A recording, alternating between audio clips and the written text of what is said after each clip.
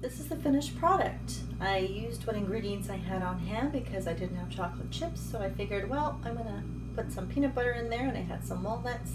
And I didn't put it in a regular mug because I was hoping it might expand a little, but nonetheless, it's still a microwave safe dish. And it's baked or cooked in the microwave just the way I like it. It's still kind of moist, and that's a nice portion, probably too much for a Saturday night snack, but I'm going to enjoy it a lot. Thank you for watching. Have a good night.